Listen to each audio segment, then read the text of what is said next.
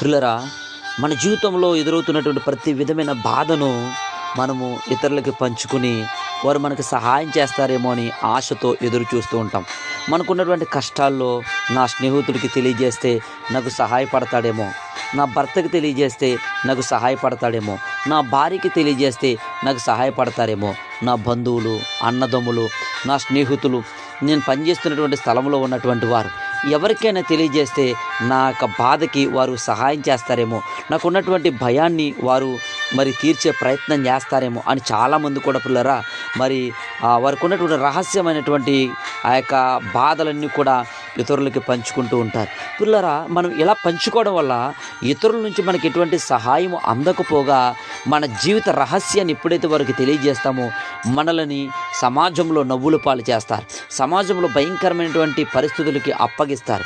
అందుకనే భక్తుడైన దావీదు 142వ కీర్తన 2వ వచనంలో చక్కటి మాట మనకి తెలియజేస్తున్నాడు. బహు వినయముగా ఆయన సన్నిధిని నేను మొరపెట్టుచున్నాను, నాకు కలిగిన బాధ ఆయన సన్నిధిని తెలియజెప్పుకొనిచున్నాను. నాలో నా ప్రాణము కృంగినప్పుడు నా మార్గము నీకు తెలియను అని దేవుడు తనకు అద్భుతమైనటువంటి మాటలు తెలియజేస్తున్నాడు. ప్రియరా, మన జీవితంలో ఎటువంటి బాధలైనా సరే, ఎటువంటి పరిస్థితులైనా సరే, ఎటువంటి విపత్తికరమైనటువంటి ఆ స్థితులైనా సరే అవి ప్రభువుకు మాత్రమే తెలియచేయాలి, ప్రభుతో మాత్రమే మనము మాట్లాడగలగాలి. అయ్యా, నాకు ఉన్నటువంటి భయాలన్నీ నాయన, బాధలన్నీ నాయన నీ సన్నిధిలో తెలియజేస్తున్నానయ్యా.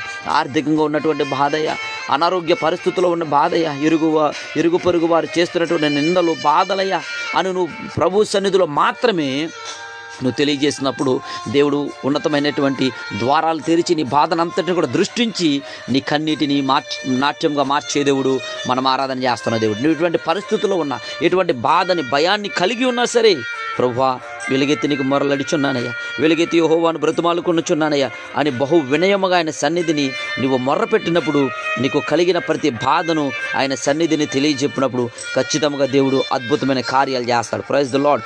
దేవుడు నీ జీవితంలో ఉన్నతమైన కార్యాలు జరిగించి నీ జీవితంలో ఉన్నతమైనటువంటి ఆ యొక్క మార్గాలు తెరిచి నిన్ను ఉన్నతమైనటువంటి స్థితిలో నిలబెట్టే దేవుడు మనం ఆరాధన చేస్తున్న దేవుడు. పిల్లలు ఆలోచన చేయండి, నీకున్నటువంటి ఏ బాధ అయినా సరే ఎవరికి తెలియజెప్పొద్దు, ప్రభువుకు మాత్రమే తెలియజేయి. ప్రభుతో మాత్రమే నువ్వు మాట్లాడు, ప్రభుతో మాత్రమే నువ్వు సహవాసం చేయి, ప్రభువుకు మాత్రమే నీకున్నటువంటి ఆ పరిస్థితులన్నీ కూడా తెలియజేయి. దేవుడు నీ జీవితాన్ని ఆశీర్వదిస్తాడు. ఎందుకో తెలుసండి, వాక్యం తెలియజేస్తుంది, కృంగిపోయిన వారిని లేవనెత్తువాడు ఆయనే. నేను చాలా కృంగి ఉన్నాను, నా మొర్రకు చెవియొగ్గుము, నన్ను తరుమువారు నాకంటే బలిష్ఠుడు, వారి చేతిలో నుంచి నన్ను విడిపింపమని భక్తుడైన దావీదు 142వ కీర్తన 6వ వచనంలో తెలియజేస్తున్న ప్రకారము నువ్వు కృంగి ఉన్నా సరే, బాధల్లో ఉన్నా, కష్టాల్లో ఉన్న, కన్నీళ్ళలో ఉన్న, ఎటువంటి సంతోషం లేక సమాధానం లేకున్నా ప్రభువుని అడుగు. నీ బాధ అంతటిని ప్రభువుకి తెలియజేయి, నీకున్న పరిస్థితి అంతటిని ప్రభువుకి తెలియజేయి. దేవుడు అద్భుతమైన కార్యాలు జరిగించే దేవుడు. హల్లెలూయా అంటున్నాడు దేవుడు.